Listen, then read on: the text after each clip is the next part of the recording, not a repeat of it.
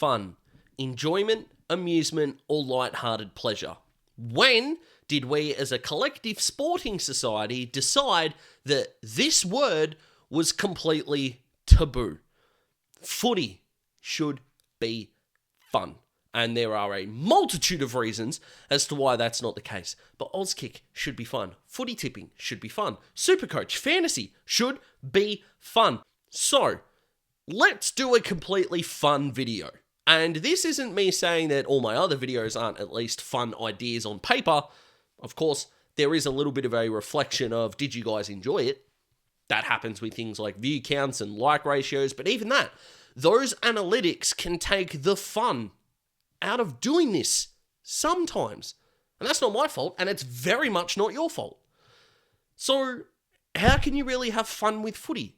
Well, what if we took all the fact out of footy and just inserted feelings?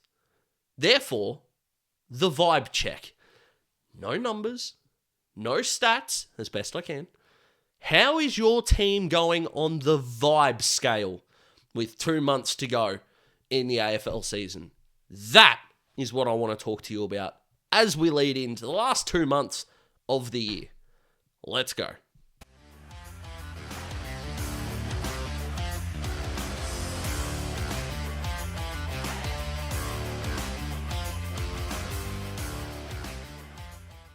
So here we go, here we are, here is the tier system. We've got the elite vibes. I really wanted to put immaculate, but too many letters for this tier system. Shout out to Tier Maker, doing an excellent job, but I really wanted to do it, couldn't do it, that's fine.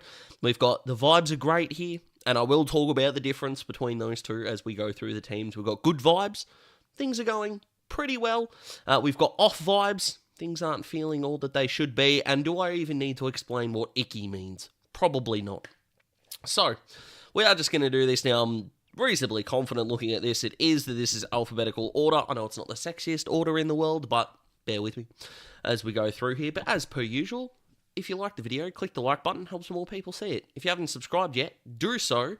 We are flying here at Daz Talks Footy. My goodness. Let's go with the Crows. Now, interesting point here.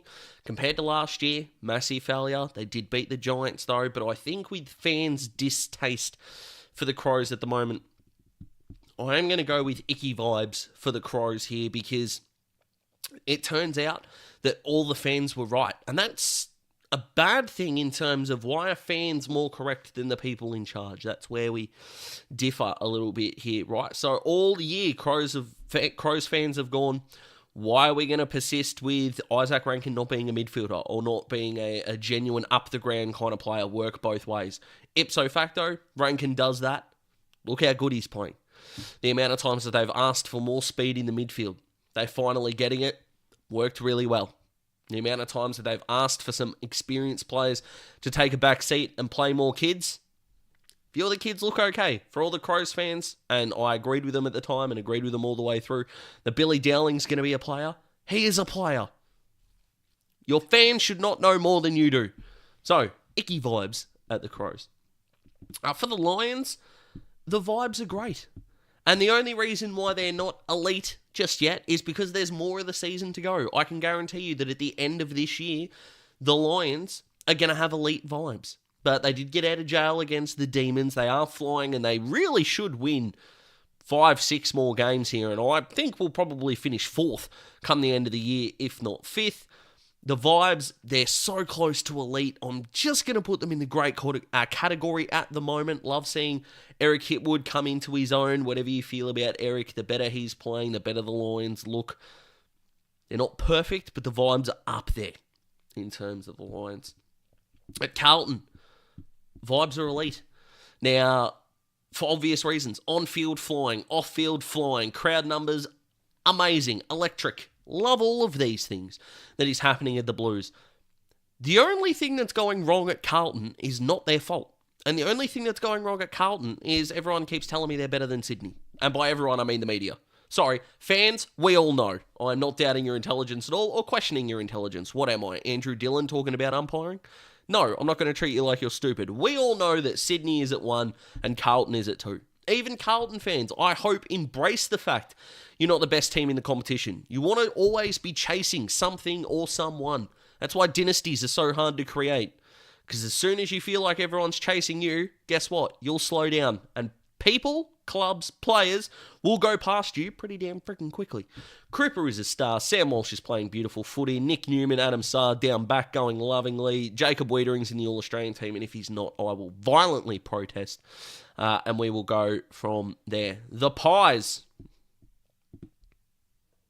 Vibes are off.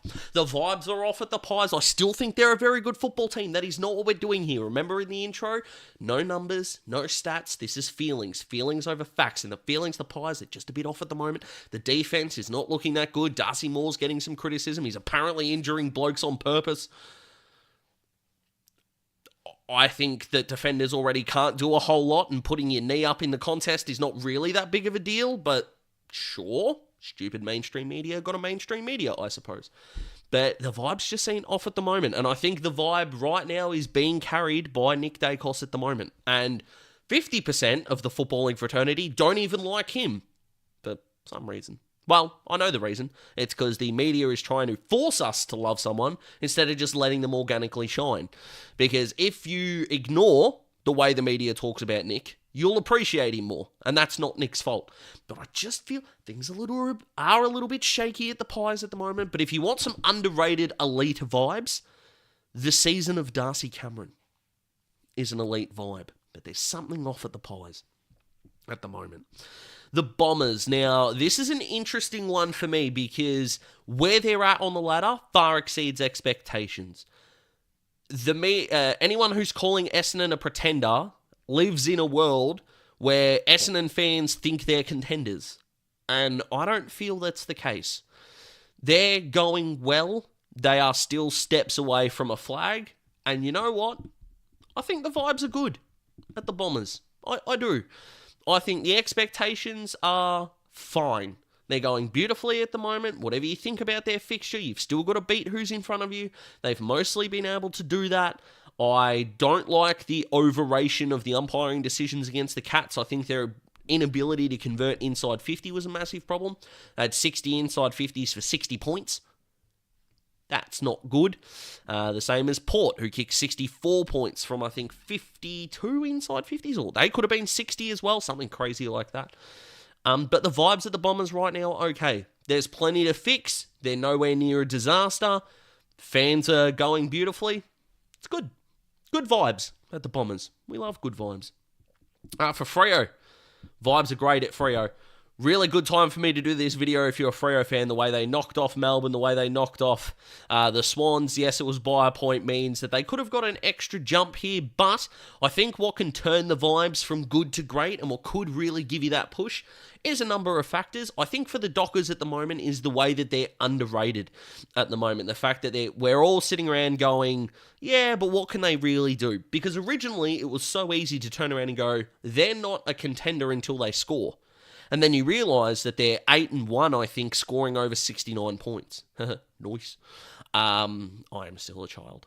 Anyway, but I think the vibes are great. The way their midfield selfishly sacrificed their game to, well, I don't want to say take down, but lessen the impact of the three major Sydney midfielders. Josh Draper coming back in was outstanding. I do not understand why he didn't win the Rising Star nomination this week, and no one can change my mind on that. Josh Tracy has had a really good year. Sam Sturt is adding something different.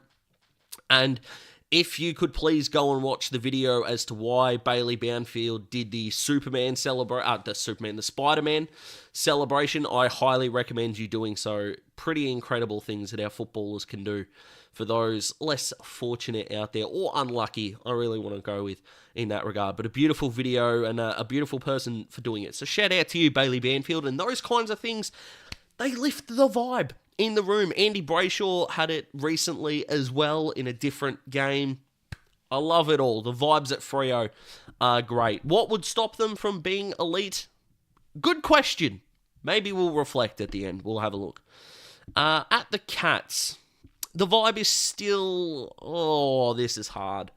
Good win on the weekend. They've only won 2 of their last 8. I shouldn't be bringing in numbers. Instincts. Sorry, guys. The Cats, the vibe is still off. That midfield is still no good. Their forward line did look a bit more dynamic without Tom Hawkins in it. How is the vibe, though? I don't know if I can say the vibes are good. And the Cats, they're definitely not icky. I promise you, the vibe is not icky there at all. So I think off works. Is their vibe at the Cats better than the Pies? I don't think I'm going to try and order it that way. I really don't. Everyone can be equal. So Brisbane and Freo have equally great vibes. I think that's the way that I'm going to adopt throughout the remainder of this video. Alrighty. Gold Coast. The vibe at Gold Coast is good. It's good. They win at home. They don't win on the road. What more can I say, really? Ben King, I think, is having an underrated year because it's not like he's kicking bags and going missing. He is consistently delivering throughout four-quarter moments, throughout four-quarter blocks. Yes, he could kick 4.5 and go missing, but he still walks off having kicked 4. Over the course of a four-quarter performance, you will take that. Their midfield's going well. I still think Noah Anderson is their best midfielder. I actually don't really think it's close, to be honest, but considering how good Real, Miller, and Sam Flanders is, I rate it. I do think Sam Flanders needs to be a midfielder, but where the heck are you going to put Real or Miller? Nowhere. I don't think Touk Miller is a wingman. Therefore, Sam Flanders probably does have to go to that halfback flank, and players are rotating midfielder through there, and let Will Powell just be your, Daniel Rioli type. Although, Gold Coast have said they haven't spoken to him or put an offer in front of him, which is a good thing to do because that would be breaking the rules. That's why whenever you see these stories in the media, it's things like are prepared to offer, because you can't actually put the offer out there at the moment. It's against the rules. But at Gold Coast, things are good. The Giants, as we sit here right now, it's icky. The captain's not going okay. Few injuries are catching up to them. Some existing stars. Tom Green looking at you, although you have had a couple of good weeks recently. But it doesn't look good. They look like they are on a slippery slope outside of the 8 for the first time this year, and it is going to take some really good performances in the next 2 months in order to rocket them back up the ladder. The good news is that the competition is so close, it won't take a whole lot. A month of good footy would cement them a final spot just about, or 5-6 weeks you'd probably say. But no, the vibe that they've got at GWS right now, it's icky. We don't like it. The Hawks. But Daz, you're a Hawthorn supporter. Is there a more fun team to play for at the moment than the Hawks? No. And again, this isn't the fact over feeling, this is feeling over fact. Yes, it's more fun to play for the best team in the comp. We'll get to the Swans. I understand that. It would be really fun to play for the reigning Premier, especially if you want a premiership medal. I get that.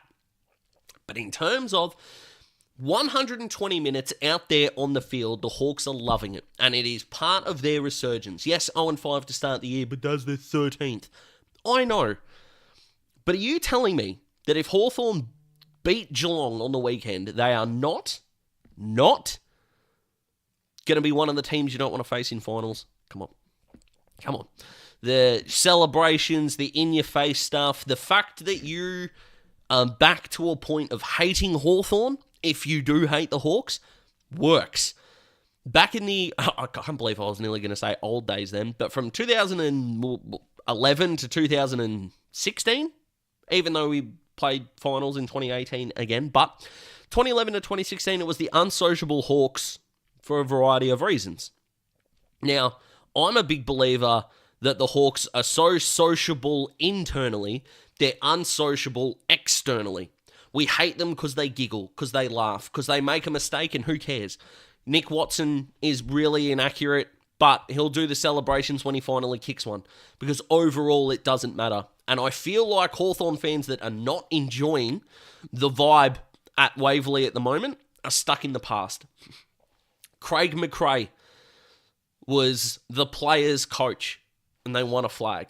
Now, I know that wasn't the only reason, but the amount of joy and love that he gave to his players and their ability to recover from their mistakes made them such a good team. There is a similarity there for the Hawks.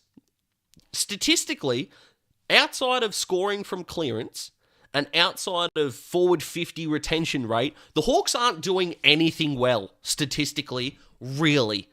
Sure, there are going to be some spikes, some 4th or 5th or 6th in the competitions. There's not a lot of 1st or 2nd in terms of positional rankings at all. But the vibes of the Hawks are elite, and the reason why I wanted to make an immaculate section. Melbourne. Oh, we have icky vibes at Melbourne. Yes, we do. The coach, the Petrarca injury, Oliver's form, which has been more blown out by the media than I think anything else. Their lack of forward options at times is a massive problem. I think they need to get started on this rebuild, because if they continue along this line of we're going to try and milk a flag until Gawn retires, he's going to get them really nowhere at this point. They need to offload some assets, try and get more draft picks in, get injections of youth in here, and go from there. And part of that would be either drafting now or trying to trade for a ruckman when Gawn decides this is going to be the end. Which is not going to be the end of this year, I understand that, but Tassie's coming full ball, and you do not want to be a bad team when Tassie get into this competition. I promise you don't. Because even if they do get draft picks that you need to trade away, that they will need to trade away, you're not trading for other draft picks. You're going to get rid of your established talent anyway. You're already going to be behind. You do not want to be West Coast when Tasmania come in. You really don't. And I think Melbourne are in more trouble than people suggest. At North, the vibes at North, they're still a little bit off, considering the fact that they're not really winning. I like North more than most at this point, because I do not believe the kids are the problem. Their experienced mid-level players have been their downfall over the last couple of seasons. Love Wardlaw. LDU looks like he's staying. Nick Larkey is obviously re-signed onwards. There are still plenty of cracks to go there, but you know what? With their recent form, and I watched that entire North and Bulldogs game, and if they had just polished their inside 50 kicking in that last quarter, I do believe they would have got over the line. You know what? With the win against West Coast, the way they played against Collingwood, the way they took Melbourne to the sword, should have beaten the Bulldogs. Vibes at North are good, but they need to try and get into these two categories here and not let themselves slip back this way. They really can't. But I'm going to change my mind there. At Port, yeah, the vibes are icky at Port. They really are. The Port players got cheered off after losing by 12 goals, and they booed Ken. If that doesn't tell you that the vibe is off at Port, I don't know what does. A 2-point win over St Kilda, Ken was really emotional about, which I love, but none of the fans seemed happy about that win. They've got a young list that is still struggling between the at either end of the arcs. Their defense is still nowhere near where it needs to be. Their forward line is nowhere near as good as it needs to be. And it looks a mess, to be honest. I think the vibes are icky at Port. They really are. For Richmond, yeah, look, they're going no good. They got the worst percentage in the competition, which doesn't help things at all, which probably would tell you that the vibe is really icky. And I wouldn't blame you. I am actually going to put Richmond in the... No, I am going to put them in the icky section. This is just going to be a long road back. Talks of they need to get rid of Bolton and Bolter, which I don't think is true in the slightest. Look at what North did. Don't get rid of your stars to rebuild. Rebuild around your stars. Try and get more draft picks in and move your way up. Live draft trading on the night. My real suggestion to Richmond would be see what players you can get rid of for picks between 20 and 40 and then bundle them up and then live trade upwards to get the guys you really want. So, for example, if they take Jagger Smith with pick 1 or pick 2, which I highly believe they should do, they really should, and they keep Daniel Rioli, Shea Bolton and Noah Bolter, their next pick at that point I think is 22, and their next pick after that is 32 or 34. I think it's 34. If you could get another pick or two in between there, and let's say it's exactly halfway, so they get pick 28, in a trade somehow, some way, you're telling me that you couldn't trade 22 and 28 to potentially move up to 12, 13 if a guy you love, hello Sam Laylaw, if you're listening, is still on the board? That could still help you and accelerate things in that way. You could trade those two picks to move up and maybe get a future asset in the 2025 draft as well.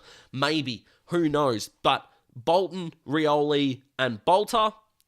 Now, Bolton and Bolter, you're definitely not trading. I am all for trading Daniel Rioli if you get 2 first-round picks for him, as I did a whole video about. But if the stories are true, with new information comes new opinion. If they are going to keep Daniel Rioli, who could you effectively trade for in the picks between 20 and 40 to get other guys in? That's how I would do it for the Tigers. But the vibe's still a little icky. I'm not going to lie to you.